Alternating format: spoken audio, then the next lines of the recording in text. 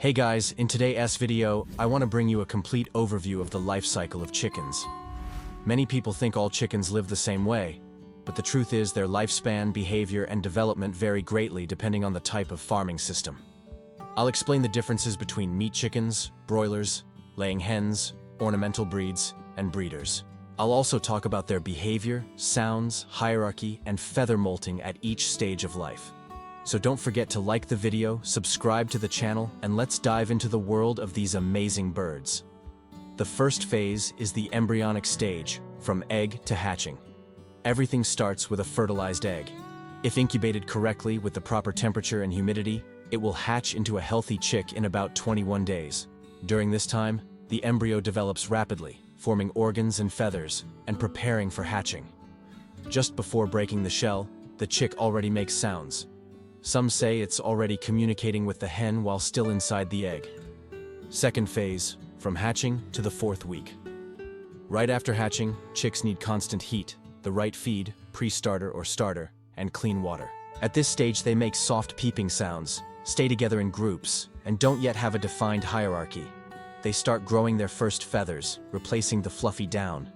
It's a fragile phase, but full of curiosity and social learning. Sadly, some chicks have a very short life. Male chicks from egg-laying breeds are often culled within hours of hatching, some even ground up alive.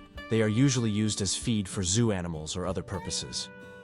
This happens because only females are profitable for egg production. Males don't have meat value either. By weeks 4 to 6, chicks begin replacing their down with real feathers. At around 40 days old, they can access the outdoor run and are alert enough to escape predators. Still, predator protection must be considered when building the coop. Third phase, growth, from 5 to 12 weeks. At this point, chicks become more independent and start forming a social hierarchy. This includes pecking and space disputes. They switch to grower feed, which contains less protein, and their diet becomes more varied. They can now eat crushed corn, bugs, and nearly anything the keeper offers. Dominant behaviors appear, and small fights become common. This is natural. Feather molting continues, and their vocalizations start to diversify. This is also when potential breeders can be identified. Broiler chickens grow very fast and are slaughtered before 2 months of age, which means they don't develop natural behaviors fully, unless they're raised as free-range like the Label Rouge system where they're slaughtered at 3 to 4 months. Laying hens begin preparing for egg production. Ornamental and purebred birds grow more slowly, are more interactive with their surroundings, and live under less stress. They are often treated as pets, receiving love and attention throughout their lives. Today, nearly all pure breeds are kept as ornamentals. Fourth phase, adolescence, from 12 to 20 weeks. Cockerels start to crow, and pullets begin showing signs of laying behavior, such as exploring nests and squatting near roosters or the caretaker, signaling readiness to mate. 2 feather molts happen during this period. The juvenile molt, 12-16 weeks, and the pre-lay molt, 18 to 20 weeks. The pecking order becomes firmly established. Roosters start courting, and hens vocalize more frequently with specific calls, alarm calls, communication calls, and more. This intense molt prepares the birds for adulthood. At this stage, pre-lay feed with extra calcium can be introduced. Fifth phase, adulthood, after 20 to 24 weeks. Some breeds take longer to reach this phase. This is when the productive cycle begins. Hens start laying eggs regularly, and roosters become more active in mating and protecting the flock.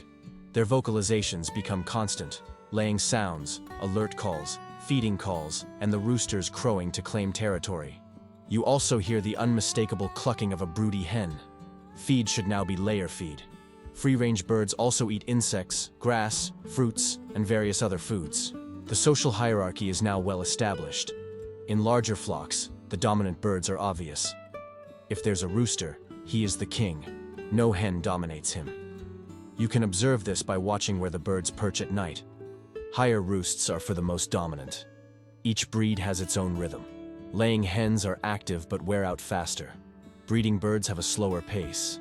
Breeders, hens and roosters kept for reproduction, go through a rigorous selection process. After raising chicks, broody hens usually return to laying after about 10 days. If they raise the chicks themselves, it may take up to 45 days. Some hens show they're done with the chicks by pecking at them. Others don't mind and will resume laying even with the chicks still following them. Once they're adults, hens go through annual molts, usually after their first year. These molts last between 4 to 12 weeks and serve to renew worn feathers.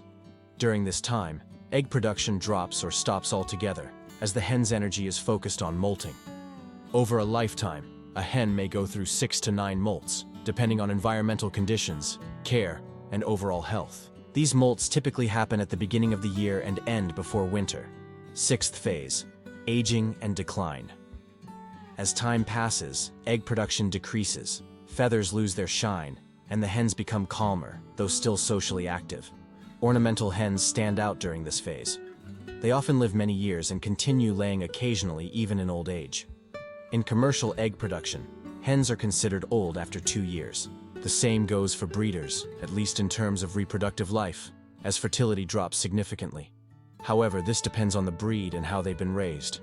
Ornamental breeds, purebred hens, and backyard chickens can live long, stress-free lives and reach 8 to 10 years of age, depending on their genetics. As a fun fact, chickens have a very rich vocal language. It's estimated they produce between 20 and 30 distinct vocalizations, each with a specific function, and some exclusive to different stages of life. That's it. If you enjoyed this video, leave a like, comment below, and share it with anyone who raises chickens or wants to learn more about them. I'll be back soon with another awesome video. Take care and God bless. See you next time.